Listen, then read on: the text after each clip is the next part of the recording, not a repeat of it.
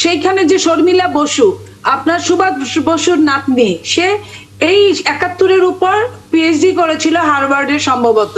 সে ওখান থেকে আপনার এই বাংলাদেশে এসে ৭২-এ থেকে গেছে। সে ওইখানে বলেছে ১ লাখের কম লোক ওইখানে শহীদ হয়েছিল। আচ্ছা, ভালো কথা, আমি এটা বিশ্বাস করলাম না।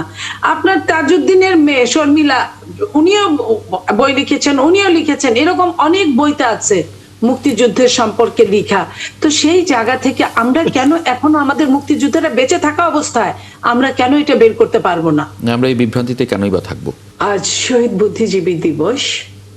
৭১-এর এই দিনে আমাদের কাছ থেকে আমাদের সূর্য সন্তানদেরকে কেটে নিয়েছে যে পাক হানাদার বাহিনী। আজকের এই দিনে আমরা আমাদের মুক্তির মন্দিরের সুবর্ণ তলে কত প্রাণ হলো বলিদান, লেখা আছে অস্ত্র জলে, আমরা তাদেরকে স্মরণ করছি। পাশাপাশি আজকে সুদানে জাতিসংঘ মিশনে বাংলাদেশের ৬ জন নিহত হয়েছেন, ৮ জন আহতের ঘটনায় সমবেদনা জানাচ্ছি, এবং যারা বেঁচে আছেন, আহত হয়েছেন, তারা বেঁচে আমাদের মাঝে ফিরে আসুন, এই দোয়া করছি। পাশাপাশি আজকের এখানে যারা উপস্থিত আছেন, আমি জামালপুরের সন্তান হিসেবে, জামালপুরের একজন বীর মুক্তিযোদ্ধা আছেন, আমি আজকে ওনাকে সহ সমস্ত মুক্তিযোদ্ধাদের আমি আমার পক্ষ থেকে স্যালুট জানাচ্ছি। বাংলাদেশের আজকে যে অবস্থাটা, আজকে ৫৪ বছর পরেও আমরা যেখানে দাঁড়িয়ে আছি, সত্যি দুঃখজনক যে আজকেও যখন প্রতিদিন মানুষ মরছে, প্রতিদিন পুলিশের নথি থেকে জানা যায় গত ১০ মাসে আপনার প্রতিদিন গড়ে বাংলাদেশে ২০ জন, প্রায় ২০ জন করে নিহত হচ্ছে অপঘাতে। সেই অপঘাতে গতকালকে হাদির যে অবস্থাটা হয়েছে, সত্যি হৃদয় বিদারক, শুধু বলার মধ্যে পড়ে না। আমরা কোথায় আছি, কি কাজে আমরা করছি? আমাদের সামনে নির্বাচন, সেই নির্বাচনকে এই কাজগুলো, এই হত্যাগুলো কি মেসেজ দিচ্ছে আমি জানি না। প্রত্যেকটা দল বিভিন্নভাবে প্রতিশ্রুতি দিচ্ছে, দিবে এবং দিয়েছে, কিন্তু কেউই কথা রাখতে পারে নাই।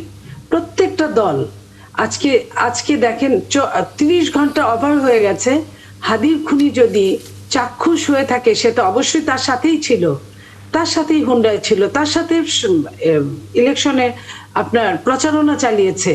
সেই মানুষকে ধরতে ৩০ ঘন্টা উতরে যাওয়ার পরও সেই মানুষটাকে আমরা ধরতে পারছি না। এবং আমরা শুনছি যে যাকে খোঁজা হচ্ছে সে আবার ভিডিওতে বার্তা পাঠিয়েছে যে সে সেই লোক না। তাহলে আমরা জানতে চাই, তাহলে আসলে ওই লোকটাকে? এখন পর্যন্ত কিন্তু আমরা দ্বিধাদ্বন্দ্বের মধ্যে বাস করছি। আজকে যখন দেখেন দেশনেত্রী বেগম খালেদা জিয়া একজন বীর মুক্তিযোদ্ধা, উনি আজকে মৃত্যুর সঙ্গে পাঞ্জা লড়ছেন, সেটার পেছনেও কিন্তু অনেকগুলো কারণ আছে। সেটাও কিন্তু আমাদের খুব ভালো কোনো খবর তার সাথে ছিল না। তার অতীত, তাকে যেভাবে অত্যাচার করা হয়েছে, তাকে যেভাবে জেলখানায় তাকে যেভাবে টর্চার করা হয়েছে, এবং পরবর্তীতে যেটা আমাদের নেতা জনাব তারেক রহমান সাহেব বলেছেন, আপনি যে ডাক্তার উনাকে যেতে নিষেধ করেছিলেন, তো উনিও নিষেধ করেছিলেন, তারপরেও কিভাবে সেই দিনের প্রোগ্রামে গেলেন আমরা জানি না।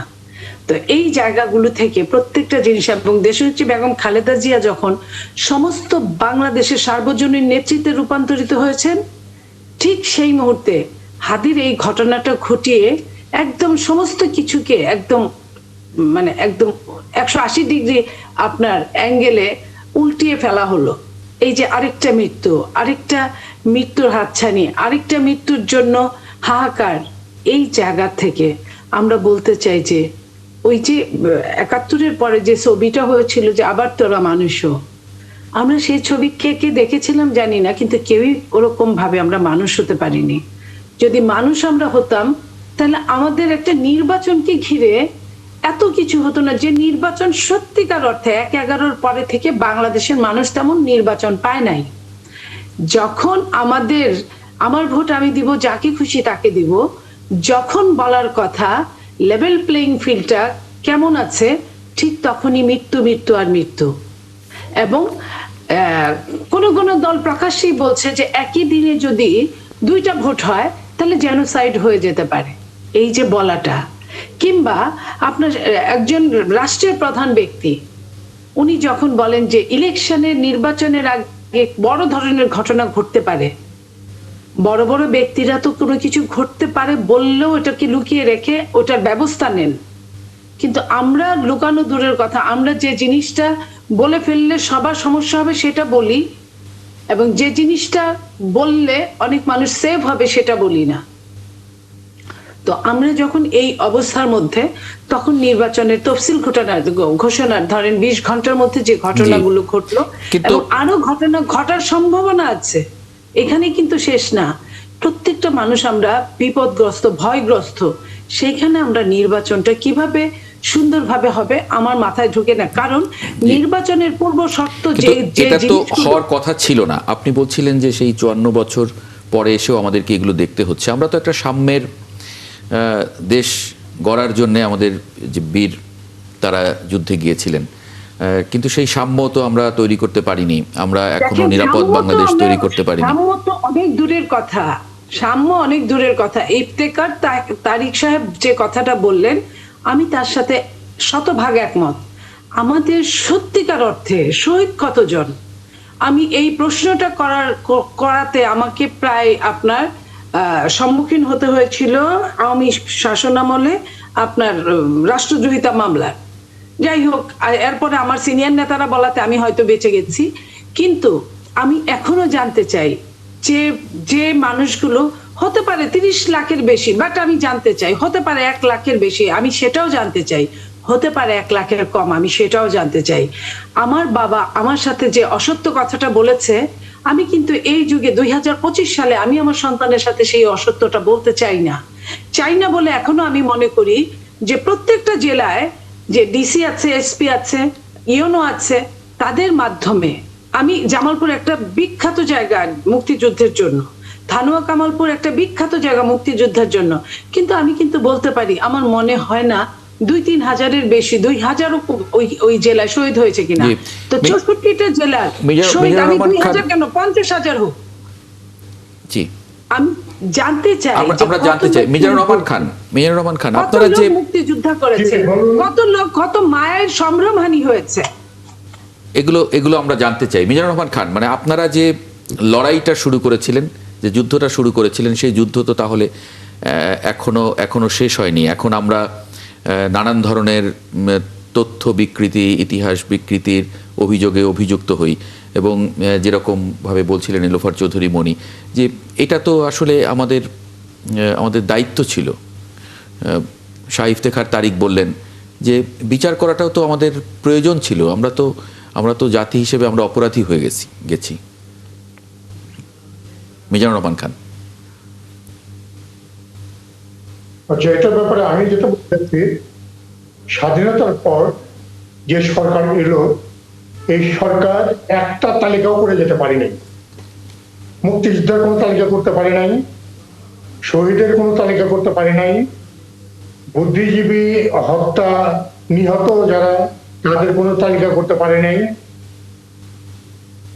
যেটা আপনি একটা জিনিস খেয়াল করে দেখেন, 24-এর গণঅভ্যুত্থানের পর প্রতিটা তালিকা কিন্তু দেখেন সুন্দরভাবে সম্পন্ন হয়েছে, কিন্তু 71-এর পর মনে হলো যে মুক্তিযুদ্ধ শেষ হলো, মুক্তিযোদ্ধারা শেষ। না, এটা কি তথ্য প্রযুক্তির কারণে কি এটা, মানে এখন তথ্য প্রযুক্তি, গণমাধ্যমে সবগুলোই এসে যাচ্ছে, যে কারণে খুব সহজভাবে করা সম্ভব হয়েছে সেই সময়? না, সেক্ষেত্রে আমি জানি না এই আমাদের বীর মুক্তিযোদ্ধা এখানে উপস্থিত আছেন, উনি আমার সঙ্গে একমত হবেন কিনা, যে 71-এর পরে যখন যে সরকার আসলো, সেই সরকার এই ধরনের আসলে স্পষ্টত কোনো উদ্যোগই নেয়নি, যেটা আমরা ইতিহাস থেকে জানি।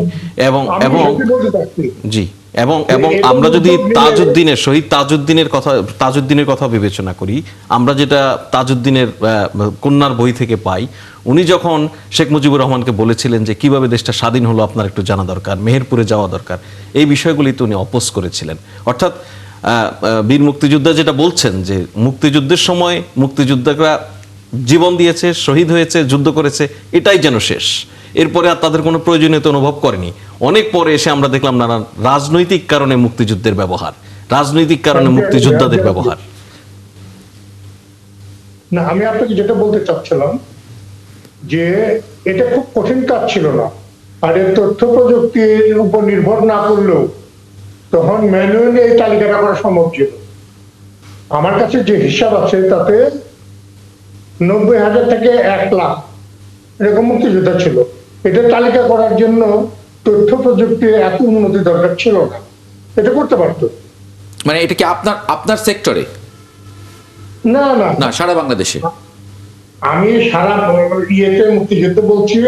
এটা হলো জেনারেল আমিন আহমেদ চৌধুরী সাহেব একটা জরিপ চালিয়েছিলেন। ওনার হিসাবে হলো 57,000 হলো গণবাহিনীর মুক্তিযোদ্ধা, 57,000। 18,000 হলো আর্মি, সেনাবাহিনীর কর্মকর্তা কর্মচারীরা, আর বিডিআর এবং পুলিশ মিলে হলো 4,000। তো এখন আপনি হিসাব করে দেখেন এখানে 79,000 হচ্ছে। তারপরে আরো বিভিন্ন জায়গায় মুক্তিযুদ্ধে যোগ দিচ্ছে লোকজন, তাতে মিলে আপনি মনে করেন 1 লাখ, কিন্তু এখন 2,32,000 ভাতা নিচ্ছে। তা এখনো আমরা ওই তালিকায় করে যাচ্ছি। আমাদের অনেক মুক্তিযোদ্ধা মারা গেছেন। আমাদের খেতাবপ্রাপ্ত মুক্তিযোদ্ধা সিভিলিয়ানদের মধ্যে আমাদের 10 জন কিংবা 12 জন বেঁচে আছে, বাকি সব মারা গেছে। অর্ধেক তো মুক্তিযুদ্ধের সময় মারা গেছে। তো যারা পরে মারা গেছেন তারা তো কিছু দেখে যেতে পারলেন না, শুনেও যেতে পারলেন না। আজকে যে আমার এক ভাই বললেন যে কোন তালিকার উদ্যোগ নেওয়া হয় না, একদম ঠিক বলেছেন। তখন কেন যে এই উদ্যোগগুলো নেওয়া হয় নাই, আজকে কেন বাছাইয়ের প্রশ্ন আসে? বাছাইয়ের প্রয়োজন ছিল না যদি সঠিক তালিকা থাকতো, তাই না? আপনি বুদ্ধিজীবী বলে 1070 জন, আর আমরা তালিকায় প্রায় 232 জন। এটা কি তৎকালীন সরকারের পক্ষে সম্ভব ছিল না? অবশ্যই ছিল, ইচ্ছা ছিল না, তাই না? সেক্ষেত্রে সেই সময় আমাদের যে জেলাগুলি ছিল, প্রত্যেকটা জেলায়, যেটা মনিয়াপা ইনফ্যাক্ট বললেন যে ওনার জেলায় কতজন মুক্তিযোদ্ধা, কতজন শহীদ, এই জিনিস তো বের করা খুব কঠিন কিছু ছিল না। প্রত্যেকটা জেলায় তো আমাদের কিছু অ্যাডমিনিস্ট্রেটিভ মেকানিজম ছিল। এখনো উদ্যোগ নিলে এখনো অসম্ভব নয়। আপনার গ্রামে আমার গ্রামে কে মুক্তিযুদ্ধের সময় ধরে নিলাম যে কোনো ভাবে মানে মারা গেছে, এই তালিকাটা বের করা এখনো সহজ।